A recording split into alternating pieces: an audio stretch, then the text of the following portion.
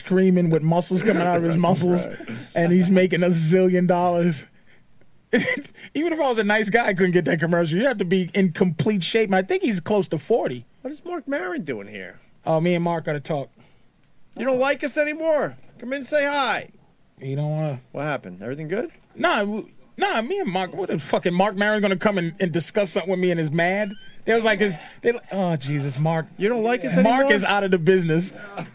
He's dressed like he lives on a beach that one of his friends owns. He looks like he's a member of the Sierra Club. Oh, he's just... Maron just said, "Fuck the business. Please, God, help me. I don't want to quit yet." Oh my God, who's talking? I just got here. Andy Dufresne sanding a boat. All right, okay. Hey, it's great seeing you guys. He's out already. Jesus, what do you want from me? It's hot outside. you look healthy though. You look fucking. You look good. Unbelievably You turn that all good. around. You turn that all around with great, that. Man. Thank you very much. It's the stress of you being happy. Yeah, and you look fucking fantastic. That's exactly it, man. You know it's great though. I'm not funny at all anymore. That's what the fuck. You know, yeah, it's horrible. Yeah, I feel great, Patrice, but I cannot say a fucking funny thing to save my life. I get on stage. I am on the way to that, and I don't have nothing. Yeah, I have nothing. I felt that right away. But it's see how that bombed? You are done.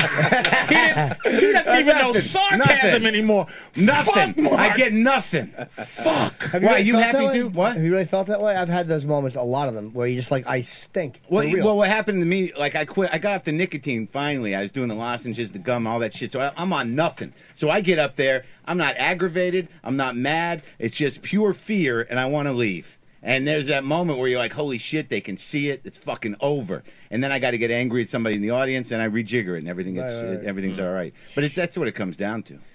Looking good, man. Thank you, man. Are you going to talk to me after the show? Yeah, we could do it. Mark has a very popular podcast. It's big doing time. very well, man. Fucking exposing people for the horse shit they do. A little bit. I'm ready for it. Expose me because I'm ready to quit. There's nothing to expose with you.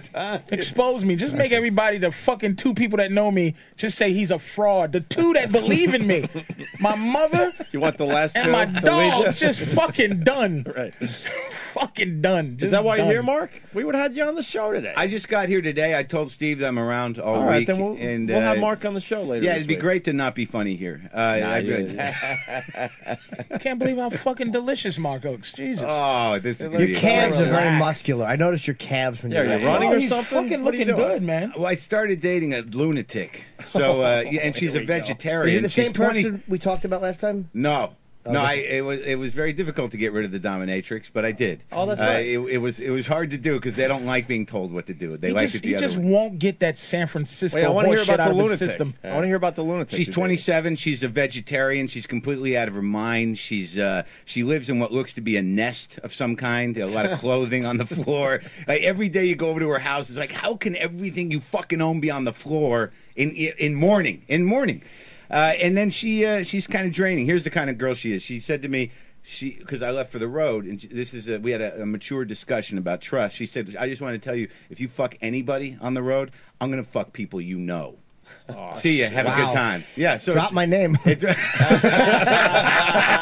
I think it's love. I'm very excited about. Fuck people you know. Yeah. Right. Just a general fuck people you know. No one specific. Yeah. Wow. They could be friends. They could be enemies. But she's hot too, isn't she? She's really cute, man. Wow. Yeah, now, did you get her on Marc Maron-ness or fucking dude with a mustache, glasses? How are you kind of? It's a mixture. I got her on. I think Marc Maron. She sent me an email through my website saying, "Look, I'm not gonna have this body forever. I need to fuck somebody a lot, and I want it to be you." So I said, of course, and we met in Portland, and we spent the weekend. And you gave her some nice fucking hard alternative dick, you motherfucker. I did. I gave her some powerful nerd cock. You say, take this, Jake Johansson. Yeah, that's exactly what I did. Give a little Jake Johansson and a dash of Oswald. I said that twice. Yeah, I said. Did I say Oswald? Leap back.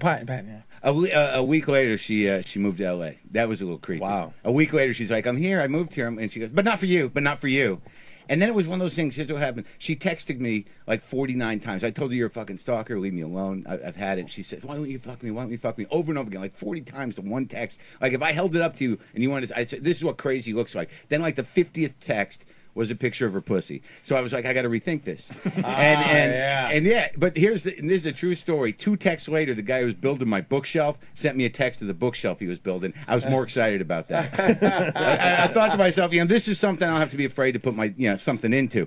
So and it might last. So I got the bookshelf and the chick now, and she's coming out here tonight. I'm a little. How long have you been seeing her? Because I remember you telling me about it. 2 months. I lose touch with that shit, but it's been a few months, and it's really good, and it's really fucking crazy, and I thought all that anger and weirdness in me was gone, but it's all right there. Apparently, that's how I court. That's how I I yell at a girl until she cries a few times, and if she can take it, we're gonna go for a while. You look better than you did in your '95 HBO special. Holy shit, are we gonna fuck after this? I just can't believe because here's my fear: he looks so much healthier now than when if you say he's on top of his game comedically or whatever is relevant. Right. He looks. It's like I'm sitting here going, am I going to Marc Maron myself and feel and look better, but be traveling around doing a fucking podcast, which is what we don't want to be doing. But he's happy. Happiness. How this turn into a shitty joke you were starting to an insult on me?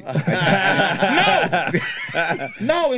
I'm being very sincere. I can't Patrice, believe he's it. ahead of all of us. That's the world is going toward the podcast. I'm telling you, he's the leader right now. But it's the fight, the early fight of trying to get to this place where we think we want to be. Yeah. And then you're realizing you're never going to get there, and you better settle for something. And you better fucking be happy. No bullshit. I know it sounds insulting, but I'm just trying to be honest about it. Realizing your limitations is a grown-up moment. Well, look, we'll get Mark in tomorrow or the next day. We'll figure it out. Great. The podcast, where can they hear it? WTFpod.com. I think what's up there today, there's some good ones up there. I did Dane, your buddy Dane came on, and I was an asshole to him. Why did you think you had to be? What else am I going to do? Why are you being a fucking... What else am I going to do? Why are you being the fucking... the martyr or the nemesis to Dane for these fucking young douchebags who want to be Dane? I wasn't the nemesis. I attack Dane because you have to talk to him. I'm telling you, I'm not mad at Dane. You know why? I'm not mad at him because I fucking know him. Yeah. And I talk to him, and I know that motherfucker... What he's doing is honest. He does not want to do fucking pain comedy that digs deep. He don't. Right, he's not deep, and he's not interesting. I agree. Oh, and see, wow, Marc Maron. Come on, Mark, man. Yeah, Mark. Don't do that, man. Dude, honestly, it's like Dane is just the go-to name, but he's a funnier. Honestly, he's a funny. I have nothing to gain from Dane. He's a funnier guy than comedians give him credit for. I have absolutely nothing against him. I didn't go into it with any. I didn't vilify him. I don't care about the stealing thing. I don't care about what people think he's a hack or whatever. You really are a slick white guy. Listen to me, Patrice. This is very good, man. All I'm saying is that when I just thought that he had a lot of charisma, not a lot of depth, and when I listened to him, I thought like, well, I guess people like it. He's filling arenas, but I'm not that interested. But he wanted to come on, and I was going to talk to him, and I was a little defensive. I just quit nicotine that day, and also I just didn't. I felt like he was just giving me patter. I want to have a conversation. Yes, but you know what? Only people who are finished in the business give you the interview that you looking for. That you're hoping for. Yeah, Dane can't give you is that true? a fucking... We see that a lot. Patrice is making a pretty good point. Can't say anything. The guys that have a lot... guys that have a lot to lose don't give up much stuff on this show.